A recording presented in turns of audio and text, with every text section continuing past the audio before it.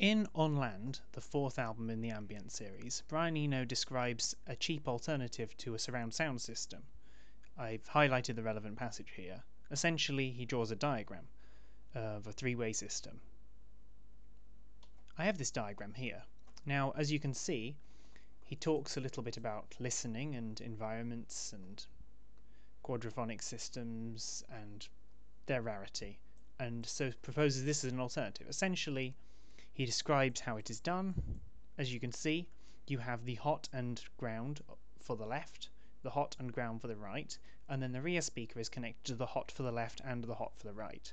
Now, the effect of this, as Eno describes it, and as would be expected, is that the third speaker reproduces any sound that is not common to both sides of stereo, which is what he says. In other words, if you have a sound panned left, you hear it through left and rear. If you have a sound panned right, you hear it through right and rear. If you have a sound not panned through to left or right, you do not hear it from the rear, only from left and right. Now, Eno reckons that this happens because the common information is put out of phase with itself and cancels out. I think he's wrong in this regard.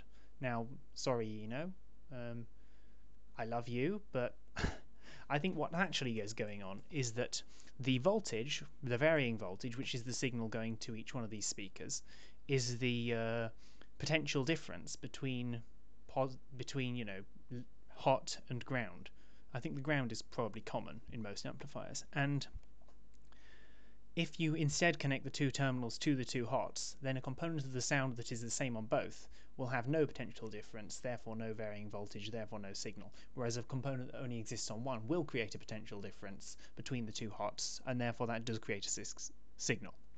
So while I think Eno's wrong that it's about like putting things out of phase and having them cancel out, you can do it that way, and I'm going to show you how in Audacity now.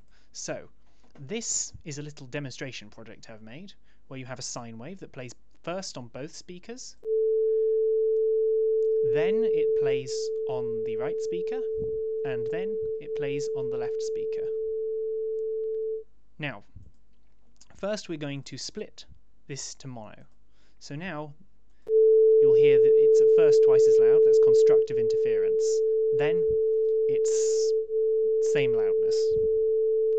Now we are going to select one of these channels and we are going to invert it. If I can find invert, yes, there we are. Now what will we see is nothing.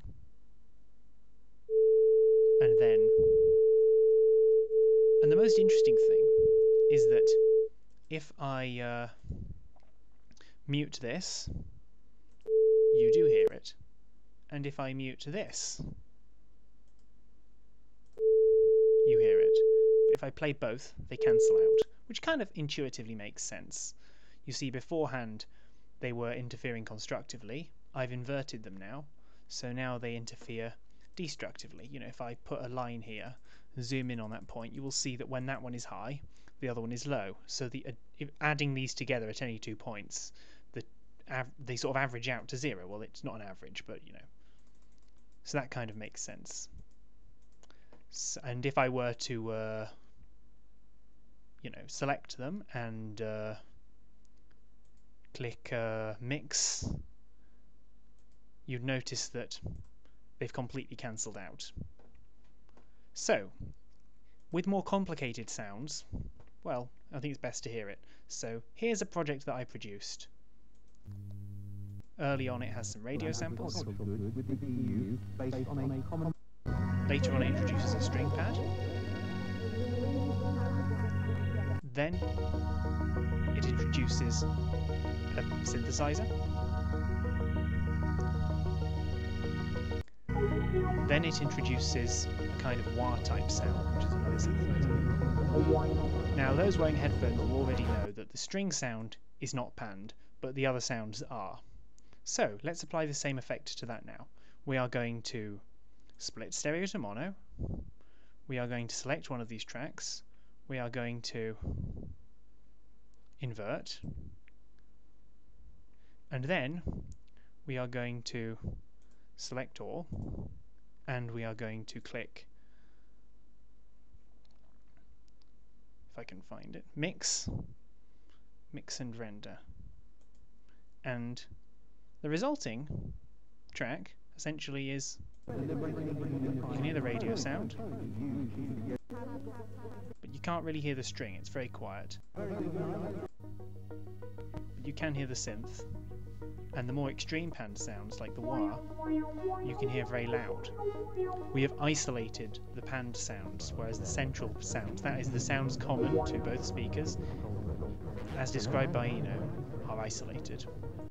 So that's about it really. This would be the signal that you would feed to your rear speaker if you wanted to recreate this sound and you didn't want to go plugging things into an amplifier, or if you didn't have, the equipment to do so. This is how you would produce the sound for the rear speaker. The front two speakers would just take the ordinary stereo signals. So yeah, that's about it really. Thank you very much.